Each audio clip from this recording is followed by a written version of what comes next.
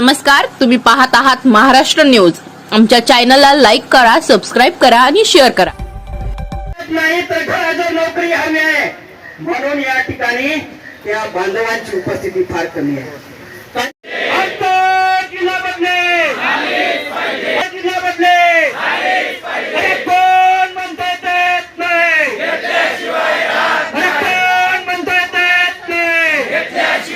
नक्कीच आपल्याला जिल्हा बदली ही शिक्षक सहकार संघटनेच्या माध्यमातून नवीन भरतीपूर्वी आंतरजिल्हा बदलीचा 7वा टप्पा राबवा। आंतरजिल्हा बदली म्हणजे एका जिल्ह्यातून दुसऱ्या जिल्ह्यात बदली।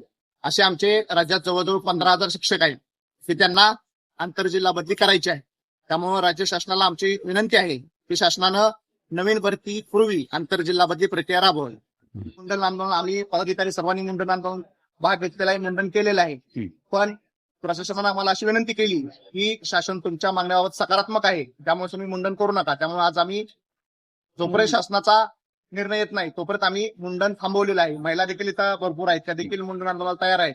पण शासन सकारात्मक असल्यामुळं आणि शासनाकडून जोपर्यंत काही आपल्याला निमंत्रण येत नाही बैठकीचं, त्यामध्ये ज्या काही गोष्टी ठरतील त्यानुसार आम्ही मुंडन आंदोलनाबाबत त्या बाबतीत निर्णय घेऊ। मागणी आहे सरकारला की आमची शिक्षक भरती होण्याआधी जिल्हा बदलीचा 7वा टप्पा राबविला पाहिजे।